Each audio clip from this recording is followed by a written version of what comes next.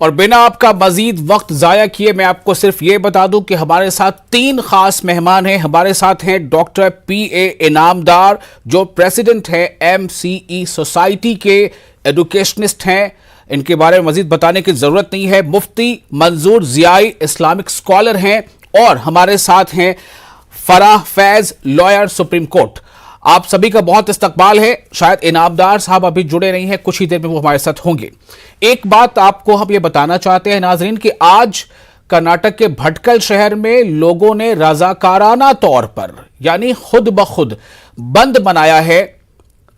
जो बच्चियों को यह मुश्किलात पेश आ रही हैं उनके तालीमी सिलसिले में रुकावट के तौर पर, इस फैसले के तनाजुर में इसके खिलाफ। और कर्नाटक में वहां जो अमीर शरीयत हैं मौलाना सगीर रशादी साहब, उनकी सदारत में कल एक मीटिंग हुई जिसमें बहुत सारी जमातों के, सियासी जमातों के भी लीडरान मौजूद थे और सामाजिक कारकुन भी मौजूद थे।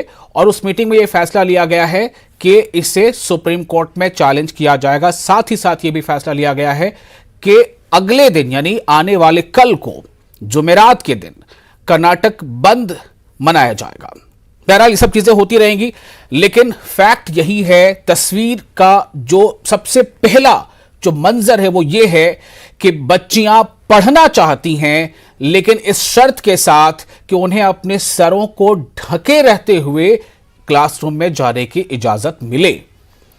क्या ऐसा होगा या क्या ऐसा नहीं होगा, चूंकि बच्चियों का यह कहना है, खासतौर से वो बच्चियां जो अर्जी गुजार हैं और जो बच्चियां स्कार्फ के साथ जाना चाहती हैं, उनका यह कहना है कि जब तक हमें इजाजत नहीं मिलती हम अपनी पढ़ाई को, यानी हम क्लासरूम में दाखिल नहीं होंगे जब तक हमें इसकी इजाजत ना मिल जाए।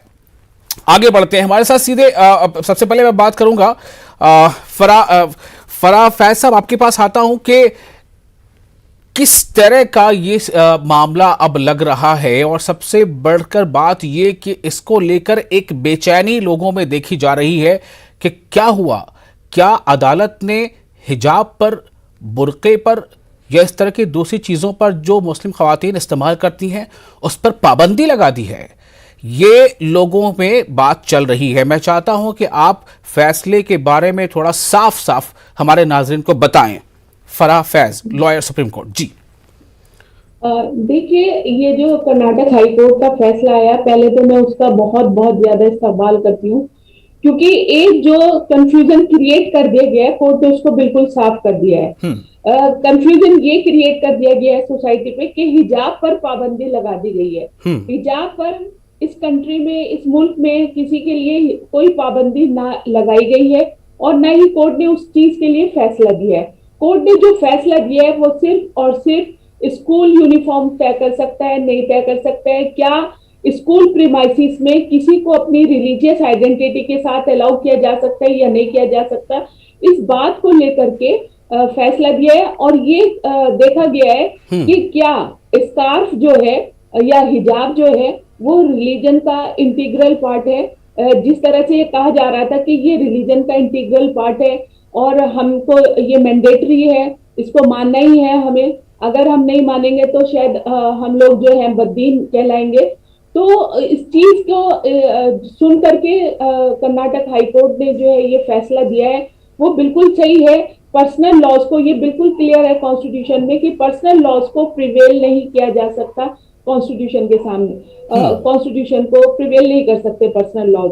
और इससे पहले भी 2018 में केरला हाई कोर्ट ने, जो जस्टिस एम मोहम्मद मुश्ताक थे, उन्होंने भी ये क्लियर कर दिया था अपने फैसले में कि जो फंडामेंटल राइट्स हैं वो दो तरह के होते हैं, एब्सोल्यूट राइट्स और रिलेटिव राइट्स। एब्सोल्यूट राइट्स जो होते हैं वो नॉन नेगोशिएबल होते हैं और रिलेटिव राइट्स जो है उस पर कॉन्स्टिट्यूशन की जो बाउंडेशंस हैं वो इम्पोज की जा सकती हैं। और जो हमारे रिलीजियस राइट है वो रिलेटिव राइट्स में कवर होते हैं। और किसी भी इंडिविजुअल राइट्स को जो है वो मेजॉरिटी में, यानी कि इंस्टीट्यूशन के फंडामेंटल राइट्स के साथ को जो है वो इंडिविजुअल राइट्स प्रिवेल नहीं कर सकते।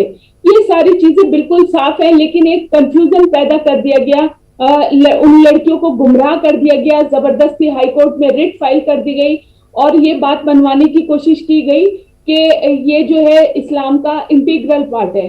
तो जो एक बेंच फॉर्म हुई थी, कॉन्स्टिट्यूट हुई थी, उसमें एक जो जज साहिबा है वो खुद मुस्लिम है, खुद एक लेडी है, और हिजाब को बहुत अच्छे से समझ करके, सोच करके, सुन करके ये फैसला आया है। और ये मैं बताऊं कि ये एक टोटल डिस्क्रिमिनेटिव डिमांड थी, ना केवल जो मैं आपसे एक बार फिर से ये सवाल करना चाहूंगा फराह फैज साहबा।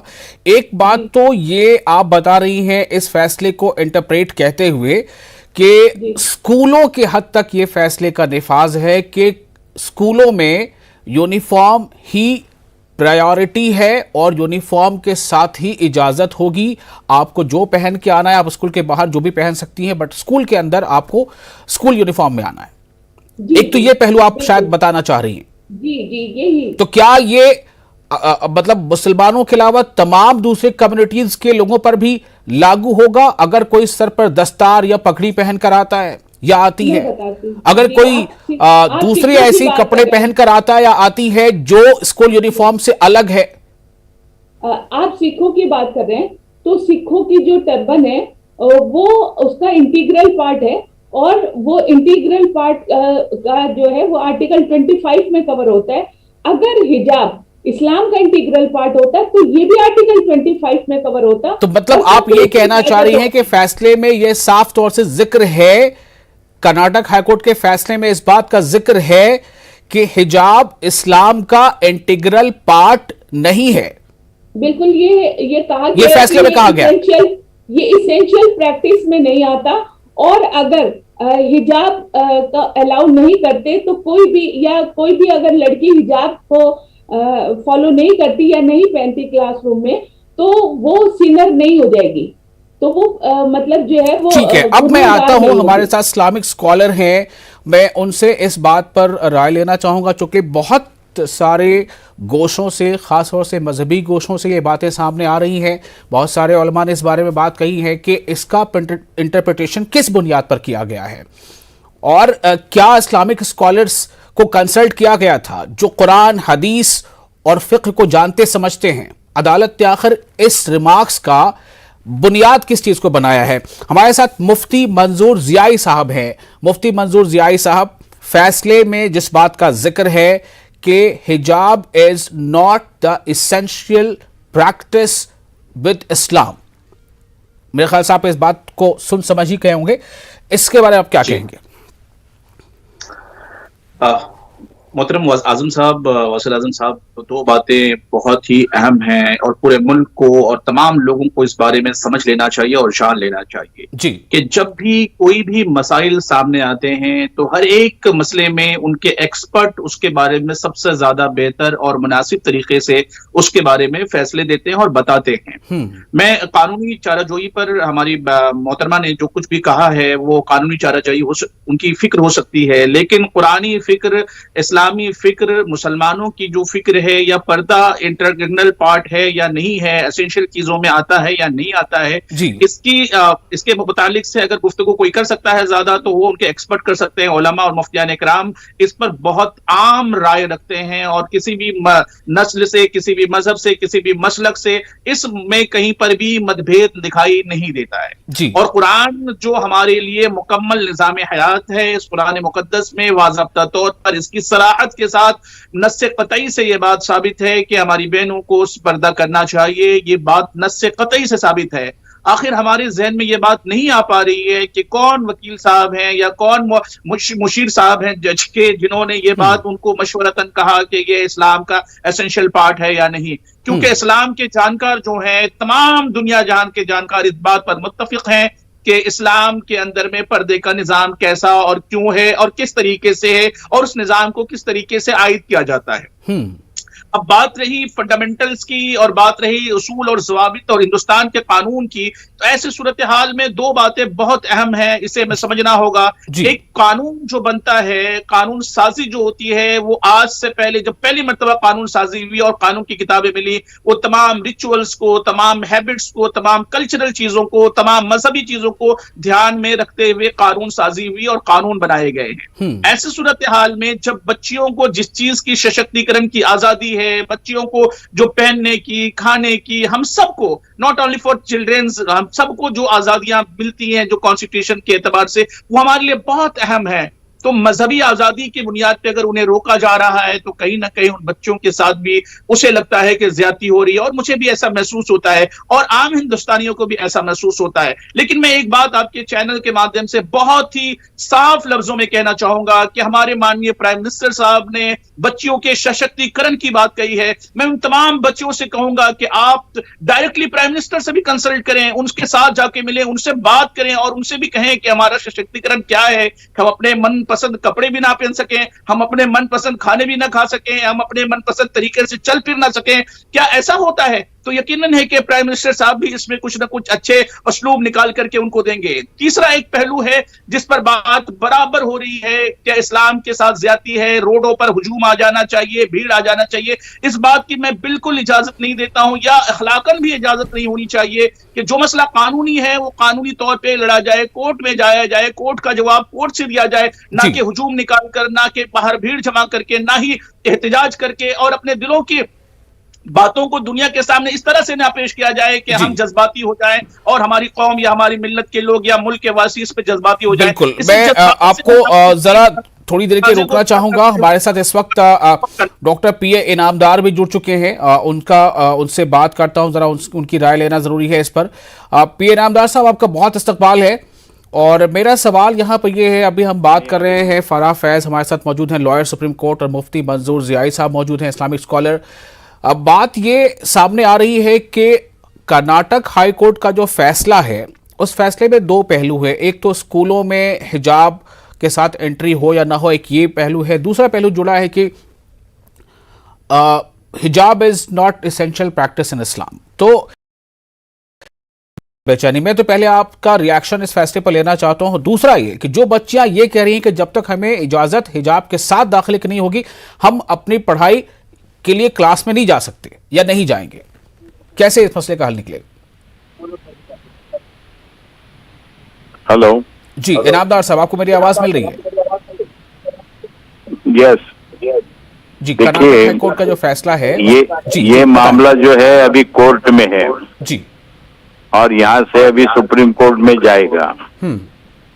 उसके सिलसिले से इस वक्त में मुझे लगता है कि हम लोग बात करने के पहले सारी लीगल चीजों को, क्योंकि आज ही हमारे पास जजमेंट आया हुआ है, तो हम उसको स्टडी करें, सिवा कुछ भी बातें करें, इमोशनल बातें करके हमको नहीं चलता है। जब कोर्ट में मामला है तो कोर्ट से, कानून से, कॉन्स्टिट्यूशन से और पुराने जजमेंट से साथ में हम लोगों को बात करना पड़ेगा। तो एक ये बात हो गई। दूसरा हमारा ये कहना है कि हम सब लोगों ने एक जो मामला है जी, जो है नर्सरी से लेकर एसएससी तक, जो ये यूनिफॉर्म क्या भारतीय है, ये सब वेस्टर्न कंट्री के यूनिफॉर्म्स हैं। क्या कपड़े पहने जा रहे हैं? स्कर्ट पहने जा रहे हैं। अब ये कपड़े अगर हम पहन रहे हैं तो हम भारतीय ना, पूरे हमारे नागरिक जो भी कम्युनिटी से हैं, रिलीजन से हैं, उनका ये यूनिफॉर्म से कोई लेना देना नहीं है। अब हिजाब का मामला आया तो राजस्थान के लोग कहाँ तक हिजाब पहनते हैं? यानी अगर अब्बाजान के सामने भी अगर जाना है जी, तो ऑलमोस्ट पैर तक हिजाब पहनते हैं जी, और हर भारत के हर प्रांत में तरीकेकार कपड़ा पहनने का पूरा कपड़ा है, यानी गुड़गे के ऊपर नहीं है। इनामदार साहब, मेरा सवाल यह है कि मुझे लगता है, या कोई भी एक आम शहरी ये समझ सकता है, सोच सकता है कि ये सारी दलीलें कर्नाटक हाई कोर्ट में भी दी गई होंगी, तो क्या या तो नहीं दी गई या दी गई, उसके बावजूद उस बहुत मजबूती के साथ बात ये नहीं रखी गई। आखिर फैसले में तो यही जिक्र है कि हिजाब जो है वो इस्लाम के एसेंशियल प्रैक्टिस में शामिल नहीं है। एक सीधी चीज है कि जजमेंट कल आया है, हम लोगों को पढ़े सिवाय हम लोग जानकार हैं, हम ऐसा कुछ भी बातें नहीं कर पाएंगे। जी, एक तो ये मामला है, और दूसरा मामला है कि हम लोगों ने एक दूसरा सब्जेक्ट उठाना पड़ेगा। क्या हम इंटरनेशनल लेवल के या वेस्टर्न कंट्री के यूनिफॉर्म के बारे में इतना इज्जत के साथ में बात कर रहे हैं, और भारतीय यूनिफॉर्म की बात हम शुरू करें? क्योंकि भारतीय यूनिफॉर्म का मतलब है फुल कपड़े पहनना जी, और हम चाह रहे हैं कि इस सब्जेक्ट को लेके हमको उठना पड़ेगा, क्योंकि ये पॉलिटिकल ज्यादा है और दिमाग से और भारतीय संस्कृति से जुड़ा हुआ मामला कम है जी। क्योंकि ये इलेक्शन के बैकग्राउंड के ऊपर, काम की बुनियाद के ऊपर बात नहीं हो सकती है, तो इमोशनल बातें लेकर आना आजकल ये एक नई चाल चलने लगा का मामला चल रहा है। मैं एक और सवाल आपसे करना चाहूंगा, चूंकि आप एजुकेशनिस्ट हैं, आपने बहुत काम किया एजुकेशन के सिलसिले में। कर्नाटक में वो बच्चियां जो अर्जी गुजार हैं और साथ ही कई और बच्चियां, उन्होंने ये कहा है कि हम तब तक स्कूलों में पढ़ने के लिए नहीं जा सकते जब तक कि हमें हिजाब के साथ इजाजत न मिल जाए।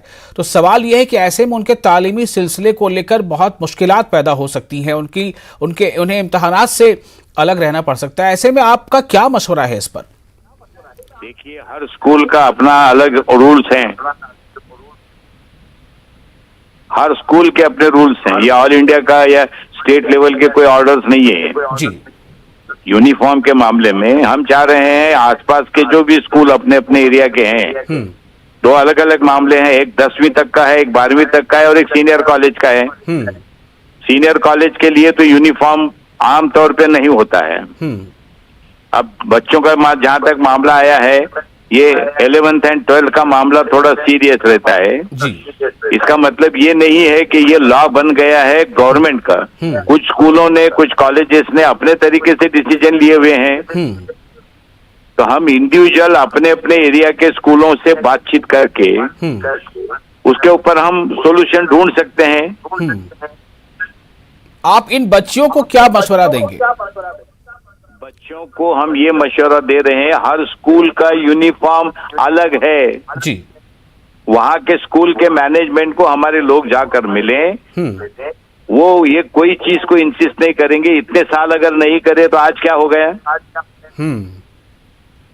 ये पॉलिटिकल मामला है नहीं हो गया है एक जगह पे, और हर इसमें कोई गवर्नमेंट के जनरल ऑर्डर या कुछ नहीं है। ठीक है। आज बिल्कुल ये गवर्नमेंट का जनरल ऑर्डर नहीं है, जैसा आप बता रहे हैं। जो वहां पर CWC कॉलेज डेवलपमेंट कमेटी के नाम से जो एक तंजीम है या कह लें कमेटी है, वो इस तरह के रूल्स बनाती है प्री डिग्री कॉलेज के लिए कर्नाटक में। वहां का ये मामला था। फराह फैज साहबा, एक बात तो साफ है, आपने जो बातें कही हैं वो अदालत के फैसले के तनाजुर में कही हैं कि अदालत ने फैसला क्या दिया है, उसका बैकग्राउंड क्या दिया है। फराह फैज साहबा, क्या मैं आपसे जानना चाहता हूं कि क्या इसमें इस बात की गुंजाइश थी कि इस इशू को और उसको थोड़ा दूसरे पहलू से उठाया जा सकता था, जो राइट टू कॉन्शियस है, राइट टू एक्सप्रेशन है, राइट टू चॉइस है हमारे आइन के तहत? क्या इस एंगल से इसको उठाया जा सकता था और क्या इसकी गुंजाइश बनती है? बिल्कुल, देखिए, ये जो मसला था, ये पहली बात तो कोर्ट तक जाने वाला मसला था ही नहीं। एक बहुत छोटी सी प्रॉब्लम थी, इसको बहुत तूल दे दिया गया। आवाज आपकी थोड़ी कम आ रही है जी। मैं ये कह रही हूँ कि ये इतना बड़ा मसला नहीं था, ये एक बहुत छोटा सा मसला था जिसको तूल दे दिया गया।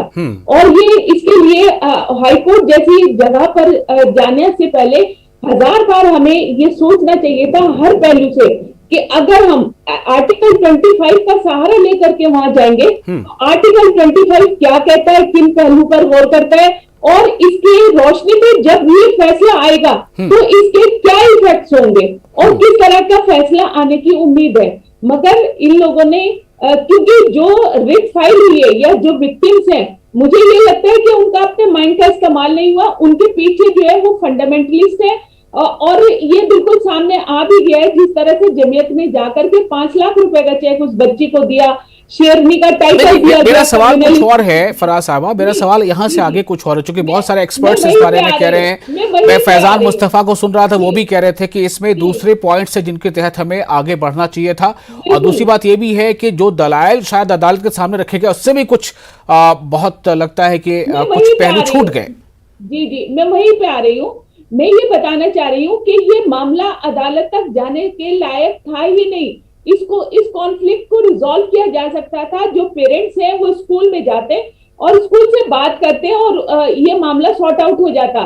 लेकिन अगर इन्होंने कोर्ट में लेकर के गए हैं और आर्टिकल 25 के सहारे गए हैं, तो ये अपने दिमाग को इस्तेमाल करके नहीं गए हैं, ये किसी की सोच के साथ गए हैं। और इसमें मुझे कहने में कोई गुरेज नहीं है कि असदुद्दीन ओवैसी ये इनके मास्टरमाइंड है और उन्होंने इस चीज को, इस इशू को अपनी स्पीचेस में यूपी के इलेक्शंस में बहुत उछाला। देखिए, मैं इस तरह की बात अभी नहीं करना चाह रहा हूं, क्योंकि उसके लिए बहुत लंबा वक्त चाहिए और जब तक हम दूसरे किसी फरीक को भी सामने ना ले लें, उसका जवाब ना लें, तो बात अधूरी रह जाएगी। मैं सिर्फ ये जानना चाहता हूं कि सुप्रीम कोर्ट में अब ये लोग अगर रुजू कर रहे हैं तो क्या कोर्ट में कुछ गुंजाइश बनती है? क्या उसमें कुछ और, जैसे आर्टिकल 51 को क्या सामने लाने की बात हो जाएगी, या राइट टू कॉन्शियस पे जोर देने से बात बन सकती है? राइट टू कॉन्शियस पे बात दीजिए, या ये लोग एक्चुअली कंफ्यूज हैं, इनको यही पता नहीं है कि ये इन्हें कहना क्या चाहिए। अभी जैसे स्पीचेस, अभी जो डायलॉग्स हुए हैं अभी आपके डिबेट में, उसमें मंजूर यही साहब ने कहा कि मेरी मनपसंद पोशाक, मैं अपने मनपसंद कुछ खाऊं, कुछ पहनूं। तो यहाँ मनपसंद वाली बात ही नहीं, आर्टिकल 25 मनपसंद चीजों के लिए बात ही नहीं करता। तो आप उसी रास्ते से जाना चाहिए था, आपको मनपसंद की बात को लेकर के जाना चाहिए था। आर्टिकल 19 की बात करनी चाहिए। जो भी आप दूसरे आर्टिकल का सहारा ले सकते हैं। बिल्कुल, आपकी बात से बहुत तस्वीर साफ हो गई है। मंजूर ज़ियाई साहब से मैं सिर्फ एक कमेंट लेना चाहता हूं। मंजूर ज़ियाई साहब, क्या आप कुरान की कुछ ऐसी आयत का हवाला दे सकते हैं जिसमें इसका जिक्र है कि हाँ ये बिल्कुल जुड़ा है एसेंशियल प्रैक्टिस के साथ? कुछ वक्त बहुत कम रह गया हमारे पास। जी मंजूर साहब। देखिए वसील साहब, बहुत ही खास लफ्जों में कहूंगा कि सूरह अहज़ाब की आयत नंबर 59 में कुरान मुक़द्दस में अल्लाह तबारक व तआला ने इरशाद फरमाया, या अय्युहन नबी कुल लिअज़वाजिका व बनातिका व निसाइल मुमिनीना युदनीना अलैहिन्ना मिन जलाबिहिन्ना ज़ालिका अदना अन युअफ़ना फला युज़ीना व काना अल्लाहु गफ़ूरर रहीमा। इसमें ए नबी अपनी बीवियों और अपने साहबजादियों से और मुसलमान की औरतों से कह दो कि अपनी ऊपर चादर लटका लिया करें। इससे बहुत जल्द उनकी शनाख्त हो जाया करेगी, फिर न सताई जाएंगी और अल्लाह ताला बखशने वाला मेहरबान। चलिए, बहुत शुक्रिया। मैं इस बात को सुनना चाहता था थोड़ा अपने नाज़रीन के लिए कि किस बुनियाद पे हमारे जो उलमा है वो ये बात कह रहे हैं। बहरहाल ये एक इस पे भी और बातें हो सकती हैं, बहुत इम्कान है कि वक्त हमारी इजाजत नहीं दे रहा है, मैं माजरत चाहूंगा। लेकिन आप तीनों मेहमानों का बहुत शुक्रिया। नाज़रीन आपका भी शुक्रिया। मुझे दीजिए इजाजत। आदाब।